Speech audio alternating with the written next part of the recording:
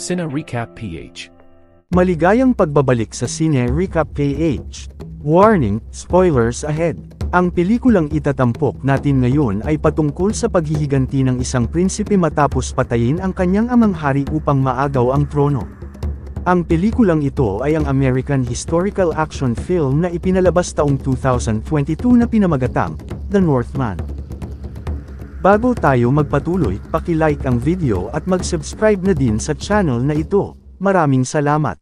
Noong 895 AD sa North Atlantic, si Haring Orvandil na tinaguriang War Raven ay muling nagbalik sa kanyang kaharian mula sa pakikipaglaban.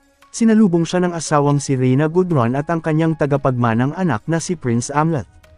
Sa kanilang pagdiriwang niregaluhan ng hari si Amleth ng kwintas mula sa nakuha niya sa natalong prinsipe. Dumating naman doon si Fionir ang kapatid ni Haring Orvandil para ipagdiwang ang kanilang tagumpay at makita ulit ang kanyang anak na si Thorir. Matapos ang pagdiriwang malubha palang sugatan ang hari mula sa labanan, ipinangako niya sa sarili na bago siya mamatay gusto niya munang isalin sa anak ang kanyang trono.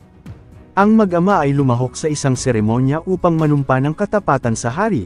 Si Amleth ay sumampang ipaghiganti ang ama kung sakaling mapatay ito sa labanan. Kinabukasan, nang pauwi na ang mag-ama biglang may umatake sa hari, pinatakas na niya si Amleth upang makaligtas na nagtago sa malapit at napanood nito ang nangyayari. Ang tiyuhin pala ni Amleth na si Fionir ay nagsagawa ng kudeta laban sa hari upang agawin ang kanyang trono.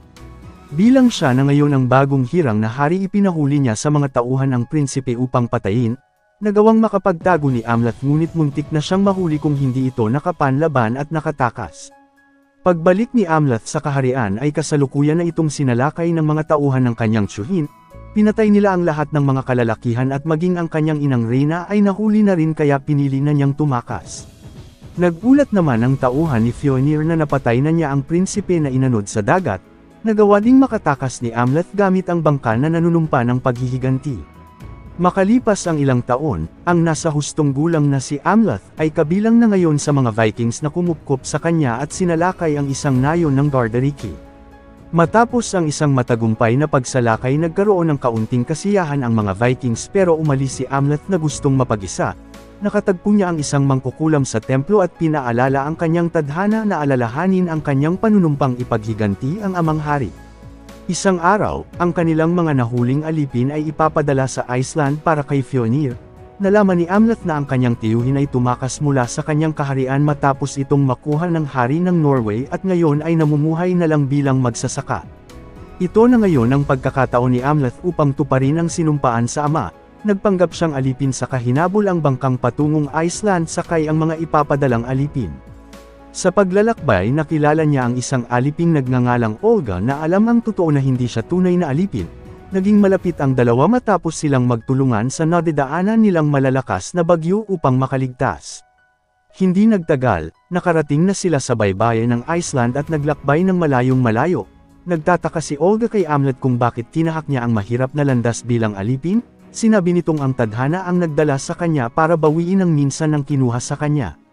Samantala, sa bukirin kung nasaan naninirahan si Fionir kasama ang pamilya, nagkaroon ito ng bunsong anak na nagngangalang Gunnar. Dumating na din doon ang mga pinadalang alipin, ngunit walang nagustuhan si Fionir sa kanila at ipinapabenta na lang ang mga ito. Nagwala si Amleth upang makatawag pansin kaya pinaiwan siya doon ni Fionir dahil nakitaan siya nito ng lakas ng pangangatawan. Nakita niya din si Olga sa hanay ng mga alipin, pinaiwan niya din ito bilang kanyang magiging tagapagsilbi. Nang gabing yun lumabas si Amleth para magmasid sa paligid ng bukirin. Isang lobo ang nakita niya sa malapit pero tumakbo ito palayo at nakita niya din ang kanyang ina doon na nangangakong ililigtas ito. Nagtrabaho na muna si Amleth sa bukid bilang isang alipin habang humahanap pa ng tiyempo. Pinag-aralan niyang mabuti ang bawat nakatayong kubo na naroon at nadiskubreng pinakasalan ng kanyang ina si Fionir. Nang sumunod na gabi nakita ulit ni Amleth ang lobo, sinundan niya ito na nagtungo sa isang kuweba at nakita doon ang isang mangkukulam na alam ang kanyang pagkatao. Pinakita sa kanya ang ulo ng nagsagawa ng seremonya sa kanila dati ng ama, ginamitan ito ng salamangka ng mangkukulam upang magsalita.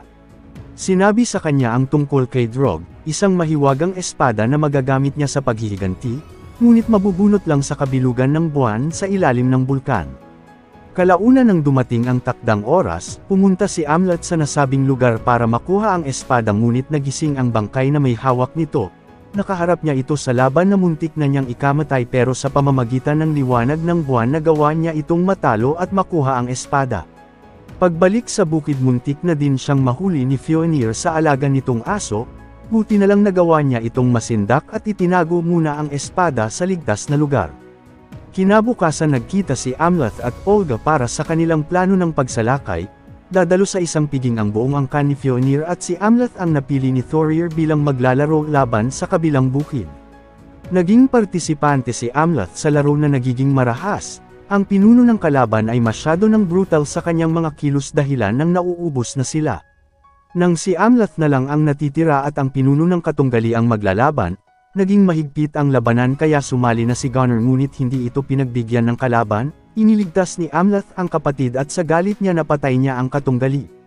Dahil sa ipinakita niyang katapangan ginawa siya ni Thorir na tagapangasiwa sa gawain ng mga alipin pagbalik nila sa bukid, pinayagan din siyang pumili ng babae bilang gantimpala sa kanilang pagkapanalo kung saan ito si Olga at napag-usapan ng dalawa na sisimulan na ang kanilang plano sa hindi natural na paraan.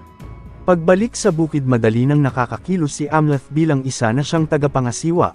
Pagsapit ng gabi pinatay niya ang mga kilalang miyembro ng pamilya ni Fionir at inayos ng hugis kabayo sa isang nakakatakot na pagpapakita. Galit na galit si Thorir na balak hanapin ang gumawa, pinahinahon siya ng kanyang ama at nangakong bibigyan ng katarungan ang pagkamatay nila. Ngunit inihayag ng kanilang tagagabay na kagagawa ng masamang espiritu ang pagpatay sa kanila, na mapipigilan lang sa pamamagitan ng pagsasakripisyo. Nakahanda na rin si Olga sa gagawin pero ipinagliban muna ito ni Amleth. Nang mag-aalay na sila ng sakripisyo, bigla na lang nakarinig ang lahat ng alulong ng mga lobo at inatake si Fionir ng kanyang alagang aso. Kagagawan pala ni Amleth ang pag-alulong dahilan ng pagwawala ng mga hayop, matapos nito ay iniligtas niya ang sakripisyo at ang matanda ang kanyang ipinalit na ikinagulat ng pamilya. Kinabukasan inihanda na ni Fionir ang lahat ng alipin upang protektahan ang bukid laban sa masamang espiritu. Doon na din isinagawa ni Olga ang parte niya na paglalagay ng itim na kabute sa nilulutong pagkain at ito ang ipinakain sa lahat bilang kanilang hapunan. Maya-maya pa nang tumalab na ang epekto ng kabuti, nakakaranas ng halusinasyon ang lahat ng nakakain dahilan ng patayin nila ang kanilang sarili na iniisip ng lahat sinasapian sila ng masamang espiritu. Habang kasalukuyang nagkakagulo ang lahat, pinasok ni Amleth ang bahay ni Fionir sa tulong ni Olga at nakita niya sa loob ang singsing ng amang hari. Pagdating ng kanyang ina nagtago ito, nang magkaroon ng pagkakataon doon na niya inihayag ang totoo niyang pagkatao na naroon siya para ipaghiganti ang ama at ililigtas ito, ngunit lumabas ang katotohanan na si Gudrun ay isa lang alipin ng kanyang ama at si Amleth ay ipinanganak na resulta ng panggagahasa. Inamin din ni Gudrun na siya ang may pakana sa kudeta ni Fionir dahil gusto niyang ipapatay ang mag-ama. Sinubukan siyang linlangin ng ina pero hindi nagpadala si Amleth at pinatay si Thorir sa paglabas. Kinabukasan, isang malaking dagok ang dumating kay Fionir nang makitang mamatayan ng anak na inakala pa ding gawa ng masamang espiritu dahil nawawala ang puso nito.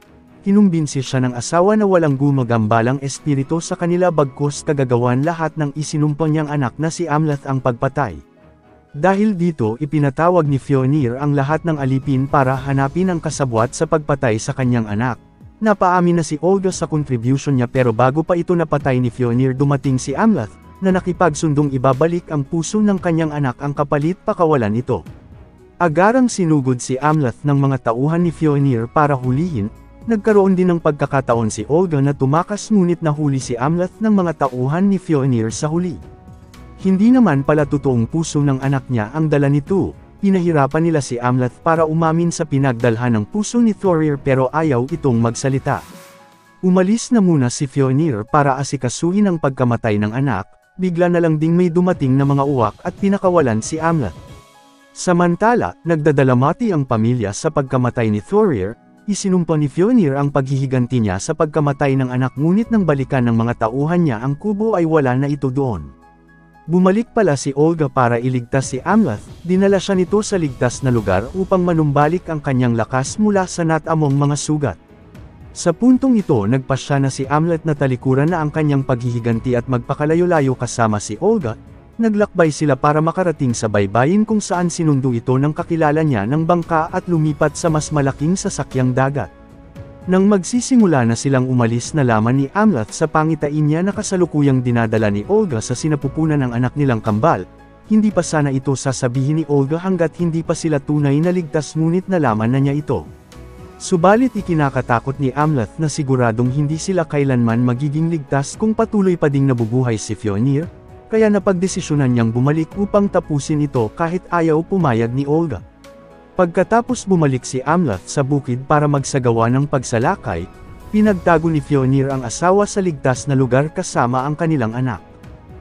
Pinalaya naman ni Amleth ang mga alipin at nagtungo sa bahay ni Fjolnir. Habang hinahanap ang tiyuhin, inatake siya doon ng kanyang ina na balak siyang patayin. Hindi na napigilan ni Amleth ang sarili dahilan ng mapatay niya ito. Umatake din sa kanya ang kapatid at di rin sadyang mabawian niya ito ng buhay. Pagdating ni Fjolnir na nakita ang patay na asawa at anak, ipinagliban niya muna ang pagtutuos nila at nagbili na magharap sila sa pintuan ng impyerno, ang bunganga ng bulkang Hekla, upang doon tapusin ang lahat. Matapos nito sinunog na ng mga malayang alipin ang buong bukid ni Fjolnir. Kalaunan, nagtungo si Amleth sa paanan ng bulkang Hekla. Nakita niya doon ang labi ng kanyang ina at ang nakababatang kapatid na iniwan sa labas.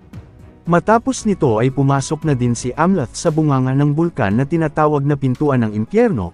Nakaharap niya doon si Fjolnir sa laban sa pagitan ng buhay at kamatayan. Ngunit matinding nasugatan si Amleth sa lakas ng kanyang tiyuhin, pero patuloy itong lumaban hanggang sa mapatay niya si Fjolnir, subalit nasaksak din siya nito. Sa kanyang pagkamatay, nakita ni Amleth si Olga na ligtas nakarating sa paruroonan kasama ang kanilang kambal na anak na itinakdang magiging susunod na hari, at doon na ito binawian ng buhay. Dito na nagtatapos ang ating kwento. Sana nagustuhan nyo. I-like ang video at mag-subscribe na din sa channel na ito. Maraming salamat sa panunood. Hanggang sa muli. Paalam.